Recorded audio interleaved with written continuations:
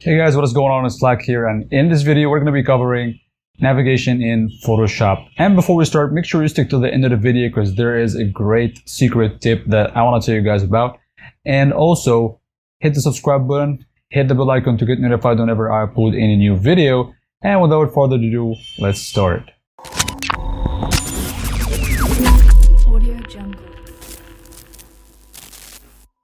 Hey guys, in today's video we're going to be covering the zoom tool and the navigation in Photoshop. As you guys can see here, we have a lot of ways to navigate in the design and the image, and we're going to talk about all of them in today's video. So on the right hand side you see the Navigator Panel.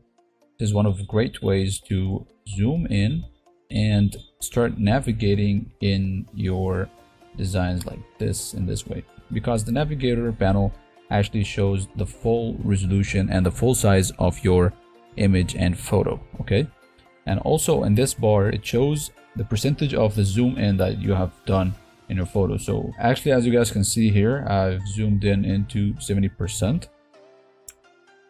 and I'll simply zoom out. As you guys can see here, I'm just going to press the fit screen. Okay, so this is one of the great ways of zooming and navigating in Photoshop. Okay, the other way is the zoom tool. Okay, and there's a lot of ways you can use this zoom tool. First one is called the Scrubby Zoom. Is by pressing Alt or Option if you're on a Mac, and you simply just start zooming in, sliding your mouse to the right or the left. You start zooming. If you slide your mouse to the right, it will zoom in. If you slide your mouse to the left side, it will zoom out. And it actually zooms to the part that your mouse is pointing. If I want to zoom to this bridge, I simply put my mouse right over here and I start zooming in, as you guys can see. Or if I want to just go to this part of the bridge, just zoom in, as you guys can see, pressing the Alt or the Option on if you're using a Mac. Okay, and simply just go back and zoom out. Okay, you can zoom out using the Navigator Panel, as we have said, or you just can simply go to the fit screen and start just clicking the fit screen.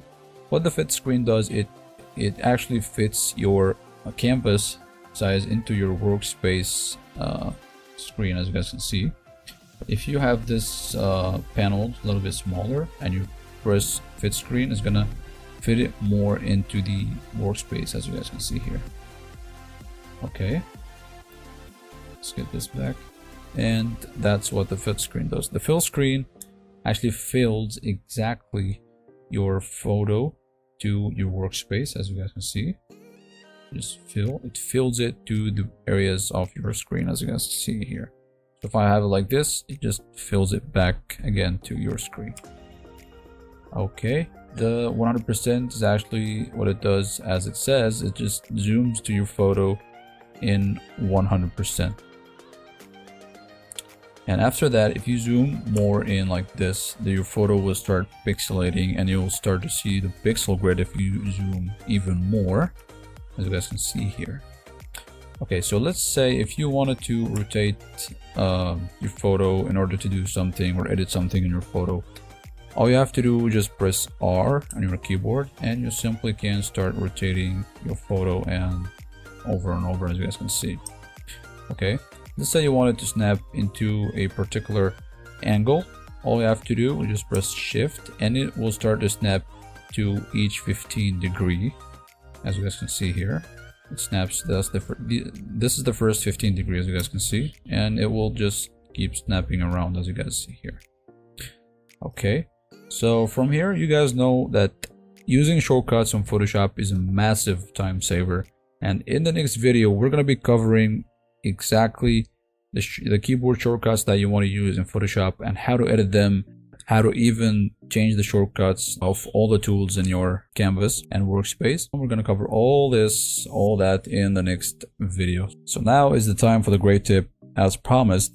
So the tip is, don't get carried away with fonts.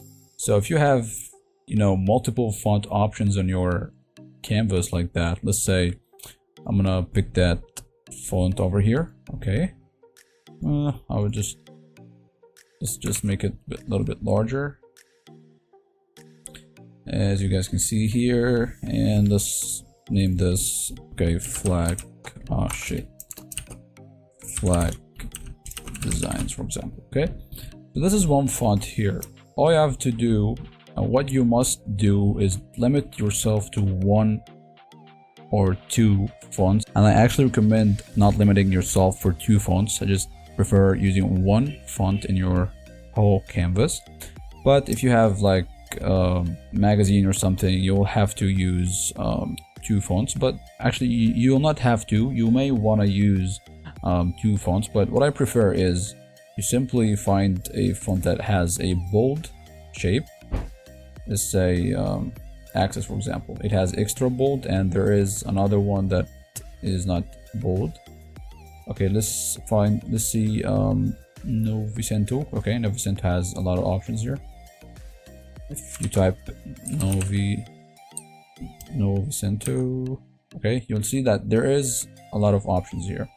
So for the header, I mean for the header part of your photo, you're just gonna keep 1 font like that, and the other one below it, let's say I'm gonna type in my Twitter like that. It is gonna be flag designs, as you guys can see here, but it doesn't have to be all that big. It should be smaller, and even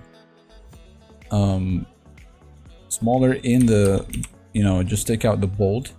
It's not gonna be bold, it's gonna be like that. Notice the difference. It seems much better than using 2 different fonts here, as you guys can see. So that's it for today. That was a great tip. If you use multiple fonts like this, let's say I'm gonna put the same thing here, but let's say it's another half new font here. I'm gonna type in, for example, your design ways. Just any simple sentence here, as you guys can see.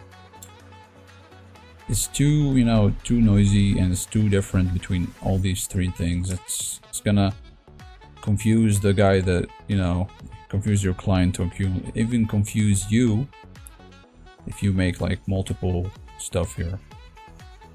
Okay, you have, okay, what is that? Is that a font show? It's not even a design, guys, as you guys can see. So just be consistent and don't get away with your phones. So thank you guys so much for watching, and see you in the next video.